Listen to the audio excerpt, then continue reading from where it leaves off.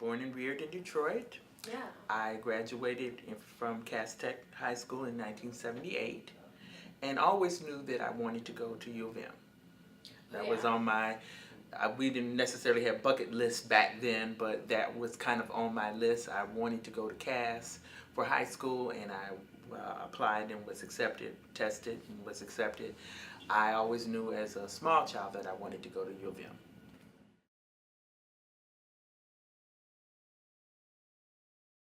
No, not necessarily, because in my graduating class from high school, there were 976 people that graduated in 1978 from Cass Tech.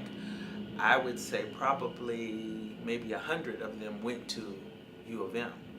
So it was a smoother transition because I was surrounded by people that I knew, in addition to meeting people that I didn't know. Yeah. Do you remember your first days as a student? Absolutely. My roommate, my freshman year, was someone that had graduated from Cass in 1977.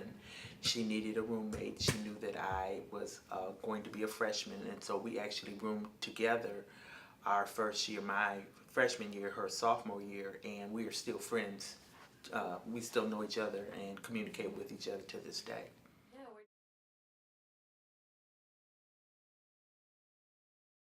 University? Yes, I did. I sort of had a little bit of a change in my career. I had a strong music background. In fact, when I was at Cass, I was in avocational music, which meant that although you had a very strong interest in music, that you probably would not make it as your career. So I knew by the time I got to high school that I wanted to do something else. And so my career choice was law. Oh, why law? I thought that it probably was the best combination of the attributes that I felt that I had at that time. I like to problem solve. I like to talk. Um, I liked to mediate between parties and try to come up with solutions. And so I thought that the law would be the best fit for the type of person that I am. Yeah. What kind of classes did you take at U of M? I was definitely in LS&A, a lot of English, not a whole lot of math and science, yay. And probably in hindsight, I might have wanted to do that a little bit differently now, especially since there's been such a big career shift in emphasis in STEM.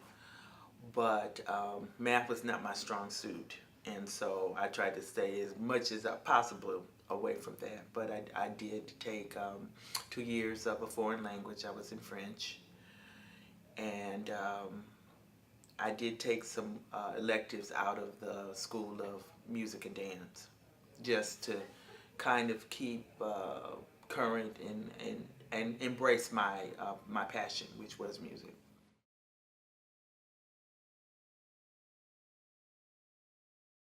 Immediately realized once I got to campus, because at that time there were no cell phones, and so we had the little black phone that was, on the mounted on the wall, and of course tuition, room and board doesn't cover your phone bill.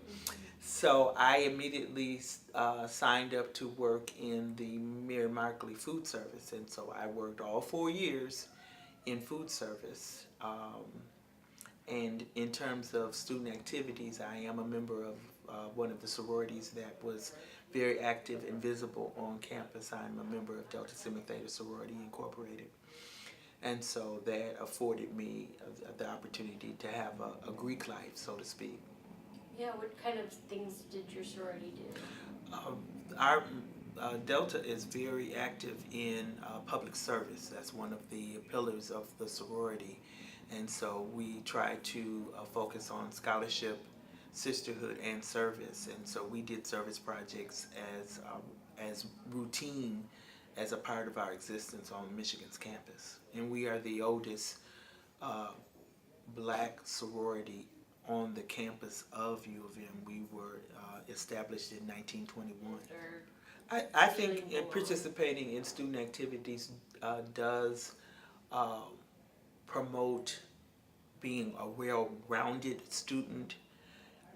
I did not have sisters growing up. I'm an only child, and so suddenly to go from not having any sisters to suddenly having about 20 sisters definitely made a difference in my collegiate experience. I'm still very active with the alumni chapter of my sorority.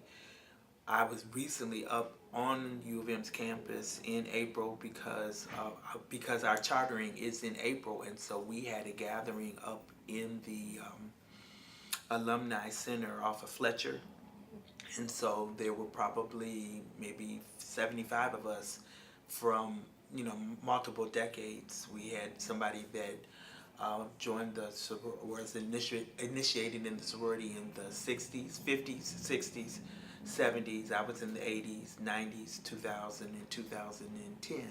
So we had a lot of decades that were covered, and we are still, communicate with each other to this day. And so I think that participating in student life does create long-lasting friendships. It creates a well-rounded collegiate experience, and I think that that's something that's important because you need to have something more than the academics. Yes, academics are important, but you want to walk away from your collegiate experience with some other skills that will benefit you in your work experience and in life in general.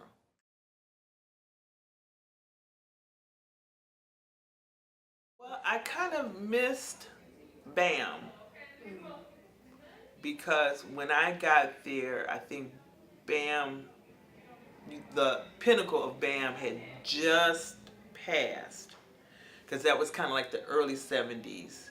And I got there almost at the end of, or towards the beginning of the 80s. So in that sense, I sort of missed it, but there were still some things that were very prevalent to the student body because, we were trying to engage the Trotter House, and each one of the dormitories had their own minority council. I was a member of the Markley Max, and we had t-shirts, and so we would walk to the games and we would sport our t-shirts, and each dorm had their own version of the Minority Affairs Council so that students of minority backgrounds could find some cohesiveness and some camaraderie as they, matriculated through the university.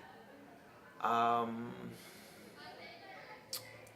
know there was Hash Bash, but that's not necessarily a student run activity. But I know that the Michigan Daily was very instrumental in making sure that the student body knew, kind of what was going on, not only in the world, because we didn't always watch television, but we did, read the Michigan Daily.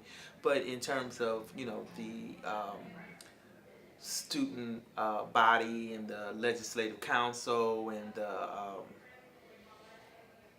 activities of that sort that to bring attention to things that were happening not only on campus but throughout the world.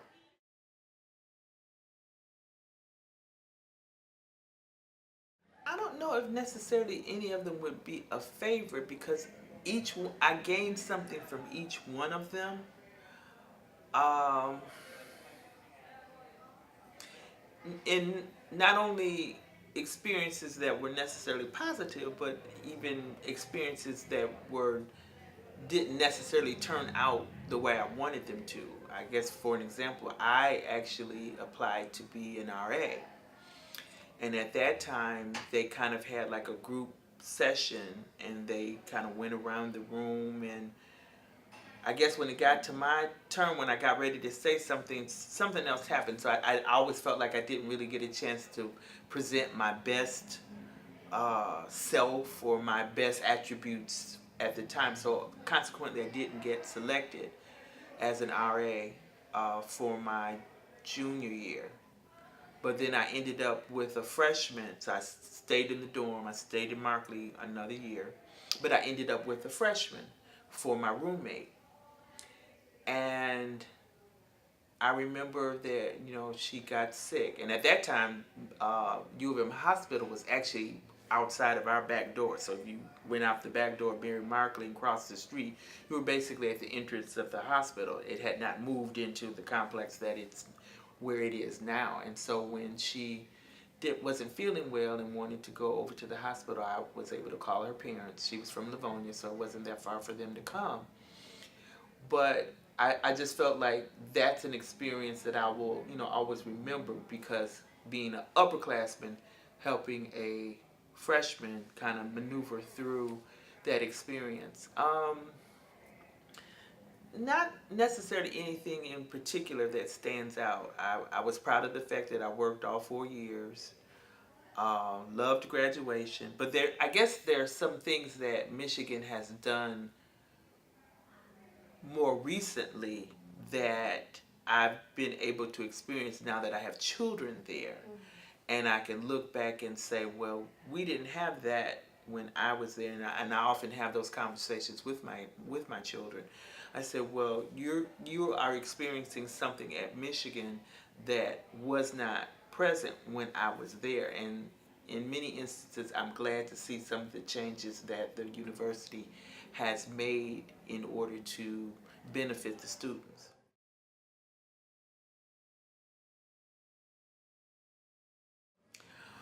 Well, I started out okay, but I think one of the things that we learned is that college, unlike high school it may take the whole semester to cover coursework, but in college they went through probably the 3 years that I had of French in about a month. So then after that, it was like, oh, whoa.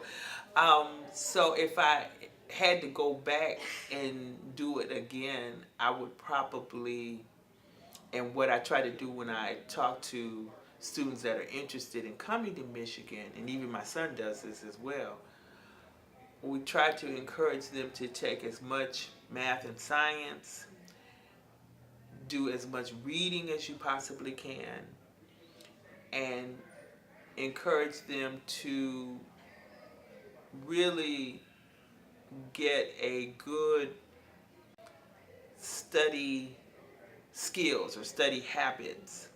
Some of those are going to change depending on what the class is, but if you can kind of establish good study habits and good study skills, I think that it will help you succeed at Michigan. I think that that's one of the things that should be emphasized in high schools, is that in order to compete academically, you're going to have to really develop those types of skills, because the competition is growing. There are a lot of students that are doing extremely well in school, and that if you really want to get into a school of the caliber of Michigan, or even if you're Ivy League schools, or if you are fortunate to go, to the West, your Stanfords, or, places like that, you're going to be competing against students across the country in states other than just Michigan. Because people go to Michigan that were not necessarily born and reared in Michigan. They come to Michigan because of the academics. So you're competing against, the people that you went to school with, but you're also competing with students from other states. And so you're going to have to really try to find a way to stand out or to do well in order to really compete.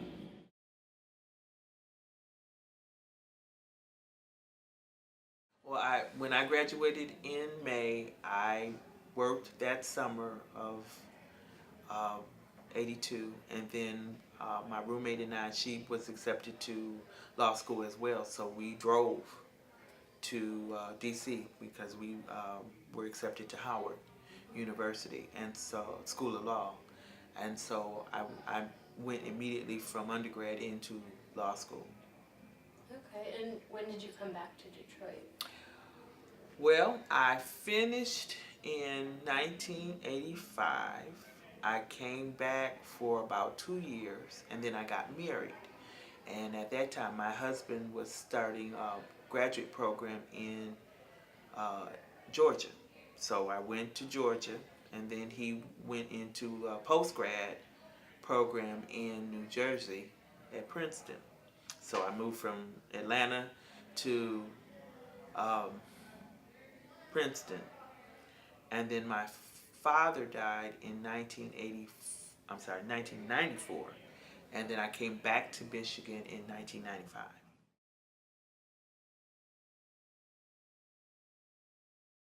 Well, I noticed that as my kids got closer to, selecting their college or university, that uh, Michigan did a lot of outreach programs to students, minority students, as well as any student, and I think that those programs were successful because if you didn't really know a lot about the University of Michigan, other than maybe the football team or the basketball team, you might not have necessarily considered going there. But I felt like the outreach programs did a lot to put a different face on the presentation of the university to outsiders or people that didn't know anything about it. I know that Michigan did U of M days at my church. I attend Hartford Memorial Baptist Church in Detroit. Our pastor, the Reverend Dr. Charles Gilchrist Adams, went to Michigan, sang in the men's glee club and all of that. So he has a passion for U of M as well. And so one of the outreach programs that they did was at our church. And so they invited, high school students to come and partake and, go around to the tables and get literature and kind of get the Michigan difference, the Michigan experience. I also became a member of the alumni, making a difference program. And so there was a long list of schools that we could, sort of affiliate with and go and speak to, or if there were students that had questions about the university, we could participate with, through that and do that. And I think that Michigan needs to continue to um, sponsor those kinds of programs because one of the things that is different between my experience at Michigan and my children's experience at Michigan is the enrollment. The enrollment levels for minority students is down. And I know some of that has to do with Prop 2 and the litigation. I followed that very closely. And so I know that Michigan is going to try to, make some changes in order to comply with the law, but at the same time encourage minority students to apply. And I think that that's one of the things that they've done is in some of the programs that they have created that are now available that were not available when I was a student is to retain students once they get them. And I'm very encouraged to see that happening, and I think that that's a good thing.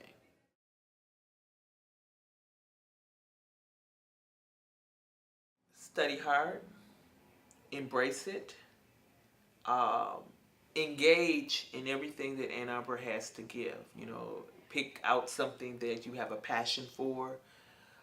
If it's activism, if it's athletics, if it's cultural, if it's music, if it's art, um, allow yourself not only to engage in the academics, but allow yourself to immerse yourself in that other side of you, that passion, because that will help you through those rough times when you're studying and you're pulling an all-nighter, or you got projects or papers and things to do and you just feel so stressed. But then when you think about the other side of it, then you'll get a chance to relax and enjoy um, everything that Ann Arbor has to offer. And also, don't be afraid to make friends with people who don't look like you, because everybody has something to offer.